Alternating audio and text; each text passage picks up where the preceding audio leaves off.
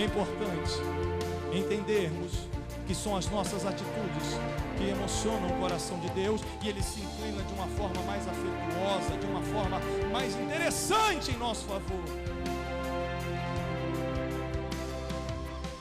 Ah, pastor Alessandro, mas Deus é tão bonzinho, meu irmão. Ele é bom, mas Ele também é fogo consumidor. Ele é bom para abençoar, mas Ele também é justo para punir. As tuas escolhas e decisões são assistidas por Deus. Você pensa que está lá e ninguém te vê. Você pensa que no seu trabalho, na sua escola, na sua faculdade, você está livre. O Senhor está te olhando o tempo todo. Não importa quais sejam as leis, Deus está acima delas para aqueles que o buscam de todo o coração. Porque o maligno não pode tocar na vida ou nas coisas daquele que pertencem a Jesus. Você tem um pacto com Jesus e Ele tem um pacto contigo, e não há nada que possa intrometer-se nisso e muito menos prejudicar esta união.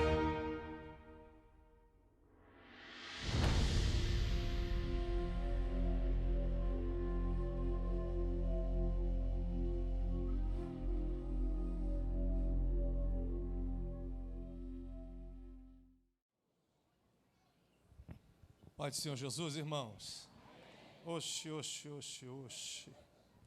Eu quero aproveitar que estão de pé e convidá-los a abrir a Escritura, primeiro livro dos Reis, capítulo 18, versículo 21. Primeiro livro dos Reis, capítulo 18, versículo 21.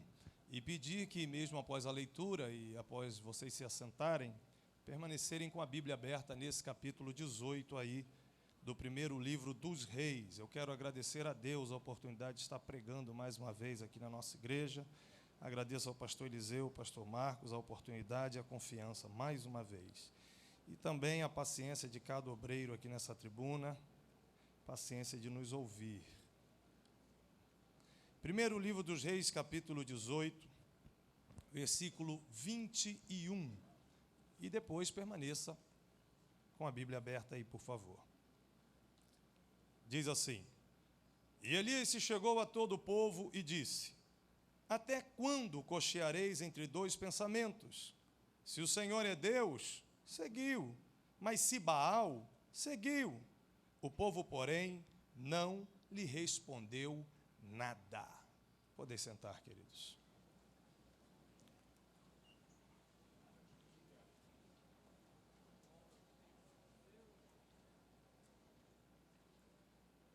O texto fala sobre um momento muito especial, e a nação de Israel estava passando um momento de dúvida sobre quem seria o verdadeiro Deus. E Deus levanta o verdadeiro Deus, o Senhor Deus de Israel, levanta o profeta Elias para poder tirar essa cisma, resolver este problema. Nós estamos vivendo um momento interessante no Brasil, no mundo inteiro, mas olhando para o nosso Brasil, em que algumas pessoas estão perdendo a noção, o verdadeiro conhecimento de quem é o verdadeiro Deus. E a iniciativa do Espírito Santo, através da liderança aqui da nossa igreja, para que a igreja volte com mais ímpeto, com mais disposição, com mais força para a leitura da Bíblia, é para que esse problema seja resolvido. Precisamos conhecer bastante o Deus da Bíblia para não confundi-lo com outros deuses que estão sendo pregados, propagados nos dias de hoje. O povo de Israel, o povo de Deus, estava cocheando entre dois pensamentos. Eles haviam se misturado com os povos de Canaã, e a fé dos cananeus girava em cima desse Deus chamado Baal, o Deus Sol, o Deus da fecundidade familiar, o Deus que fazia as lavouras crescerem, o Deus que dava saúde aos rebanhos, o Deus da prosperidade, mas uma prosperidade que não vinha do Senhor Deus de Israel, uma prosperidade que vinha deste tal de Baal. Também era esse Deus chamado Deus da conquista e o Deus do sexo. E, como esse era o povo das pessoas da terra de Canaã, e ali estava inserida a nação de Israel, eles começaram a misturar a fé e existiam alguns problemas. Primeiro, alguns deixaram de acreditar em Jeová e acreditar só em Baal. Eu não sei se este é o pior tipo. Eu acredito que o pior foram aqueles que acreditavam no Deus de Israel e acreditavam também no Deus de Canaã, no Deus Baal. Acendiam uma vela para Deus e outra vela para o diabo. Estavam entre dois pensamentos, achando que poderiam servir a dois deuses. Esta era a confusão do povo de Deus naquele momento, na época do rei Acabe, um rei que por influência da sua esposa Jezabel se corrompeu e levou toda a nação à idolatria, levou toda a nação à adoração desse falso Deus. E o pior, o principal sacrifício que era ofertado a essa divindade, a esse Baal, era o sacrifício de crianças. Então, os fiéis pegavam os seus filhinhos e colocavam em fogueiras acesas para que fossem mortos para sacrifício a essa divindade, acreditando que assim a lavoura seria mais bem-sucedida, o rebanho cresceria, sua família seria melhorada. Uma ignorância espiritual que estava levando o povo não à prosperidade, mas à miséria, à desgraça, à pobreza, tanto financeira como, principalmente, espiritual. E parecia ser mais fácil servir a esse Deus, mesmo com sacrifícios loucos, como o sacrifício de crianças, porque Baal não exigia santidade dos seus seguidores. No afã de buscarem uma melhora de vida, eles começaram a trocar o Deus de Moisés, o Deus de Abraão, Isaque e Jacó, por esse Deus, porque esse Deus não exigia a santidade deles. Poderia servir a esse Deus e cometer adultério. Poderia servir a esse Deus e passar a perna nos outros. Poderia servir a esse Deus atrás de uma prosperidade mentirosa, entretanto, tendo uma vida leviana. E, tendo esta facilidade religiosa, a maioria do povo, a maioria da nação, se chegou a esse Deus, o Deus mentiroso, o Deus Baal.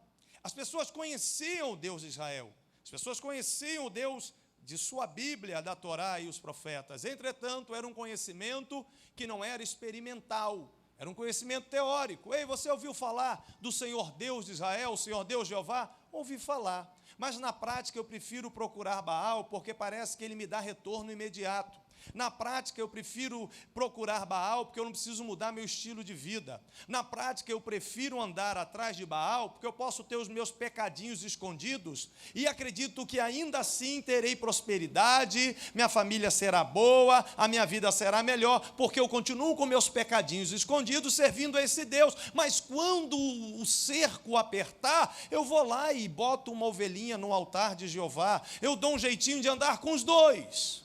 Crise espiritual, religiosa estabelecida no povo de Deus naquela época, porque queriam servir a dois senhores. Precisamos nos lembrar que só teremos vida e vida em abundância, só teremos qualidade de vida, só teremos vida boa para se viver mesmo aqui na terra, se em primeiro lugar formos pessoas cheias do Espírito do Senhor Deus de Israel. A primícia, o essencial, a situação sine qua non é que você seja cheio do Espírito Santo. Que o Espírito Santo seja o Senhor Deus da sua vida. E através dele você consiga ter uma vida separada, ou seja, uma vida de santidade. E assim você conseguirá todas as demais coisas. Você receberá de Deus a prosperidade, como já foi ensinado aqui essa noite. Você receberá de Deus estrutura familiar, seu casamento não vai se dissolver, seus filhos não vão se desviar, você conseguirá vencer as enfermidades e ter saúde, mas tudo parte deste princípio, do princípio de que você sirva um único Deus verdadeiro e que você seja cheio do Espírito dele.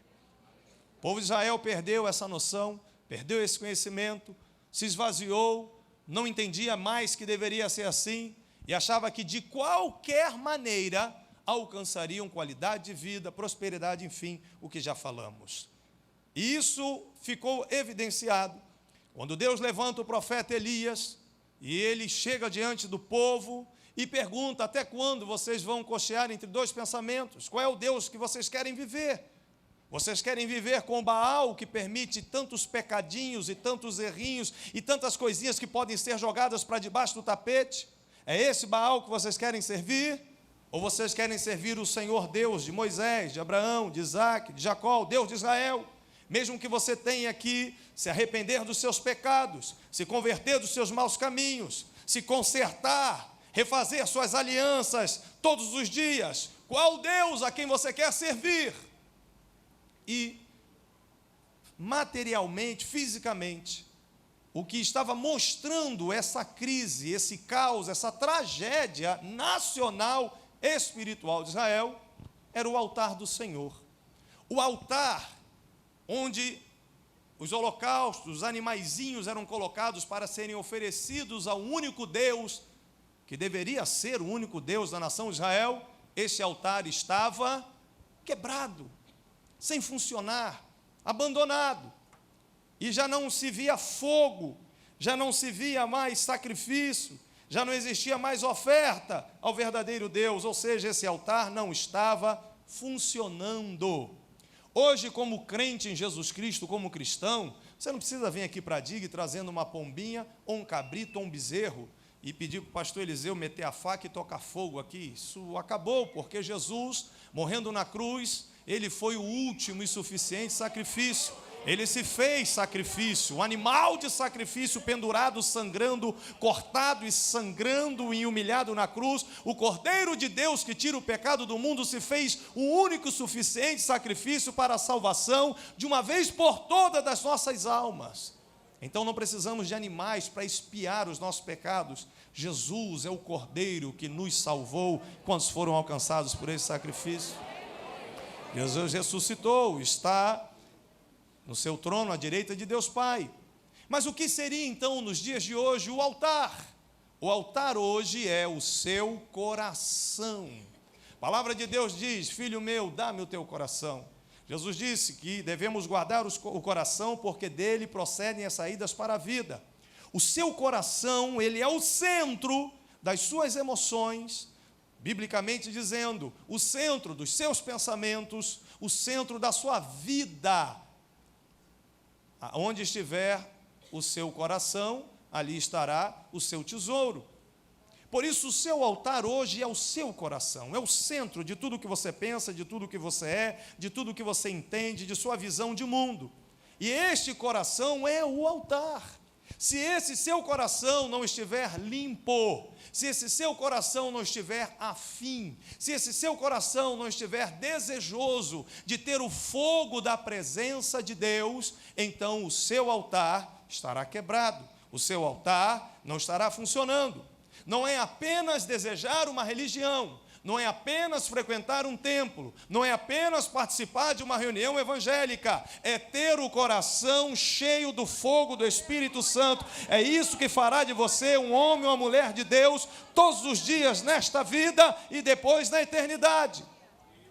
Mas hoje, muitas pessoas ditas evangélicas não se preocupam em ter o coração aceso, pegando fogo, com a chama de um Espírito Santo que não é teórico, imaginável, mas de um Espírito Santo real, que fala, que toca, que orienta, que discerne, que purifica, que santifica, que melhora, que prepara, que está conduzindo você para uma melhora de caráter, que está melhorando a sua maneira de falar, de pensar, de agir. Este fogo da presença de um Espírito Santo que tem que estar aceso hoje, amanhã, depois de amanhã e todos os dias até Jesus voltar.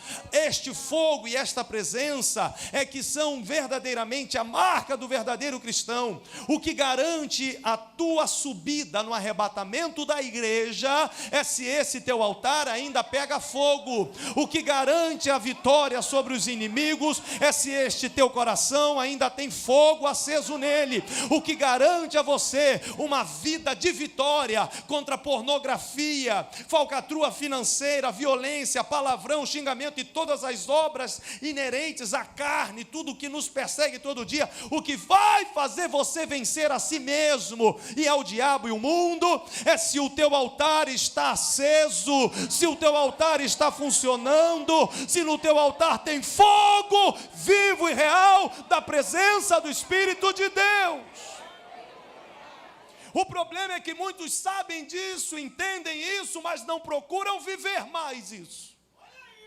O povo de Israel sabia dessas coisas, mas quando olhava para o altar estava quebrado. E ninguém fazia nada para consertar o bendito altar do Senhor, porque achavam mais facilidade na prática religiosa, a um pseudo-deus chamado Baal. Você quer ter vitória sobre os seus inimigos? Você quer ter uma vida abençoada e próspera? Você precisa ter fogo aceso no teu coração todos os dias da sua vida.